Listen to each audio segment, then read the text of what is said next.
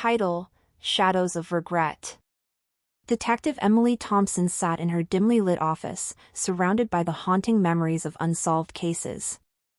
Her tired eyes stared at the cold coffee on her desk, its bitterness mirroring the bitterness in her heart. The latest case had taken its toll, leaving behind a trail of sadness that lingered like a shadow. It all began with a call that shattered the silence of a rainy night. A desperate mother reported her teenage daughter, Lily, missing. Emily's gut told her that this wouldn't be an ordinary missing person case, and she was right.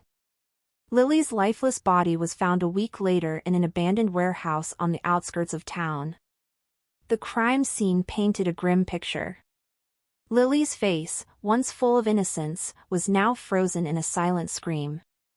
The perpetrator had left no clues, no fingerprints, just a shattered soul and a community gripped by fear. As Emily delved into Lily's life, she discovered a troubled world hidden beneath the facade of a small, seemingly peaceful town. Lily had been a victim of relentless bullying at school, and the torment had pushed her to the edge. The truth unfolded like a dark novel, revealing a web of betrayal, cruelty, and despair. Emily traced Lily's steps in the days leading up to her disappearance, uncovering a heartbreaking diary. The pages were filled with entries detailing Lily's struggles, her desire for acceptance, and the crushing weight of loneliness.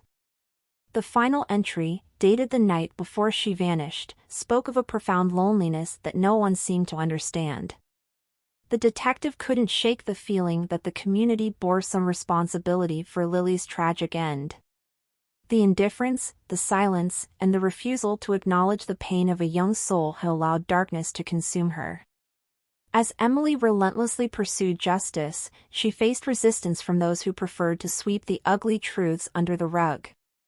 The town's facade began to crack, revealing the rot beneath. Emily couldn't escape the haunting reality that Lily's story was not an isolated tragedy but a reflection of a society that had turned its back on its own. In the end, Emily arrested the perpetrator, a fellow student driven by jealousy and cruelty. As the courtroom doors closed behind him, the weight of guilt settled on the community. Emily couldn't celebrate the victory. Instead, she mourned for a lost soul and a society that had failed to protect its most vulnerable. The rain continued to fall outside Emily's office window, a somber symphony that echoed the tears of a town forever scarred by the shadows of regret.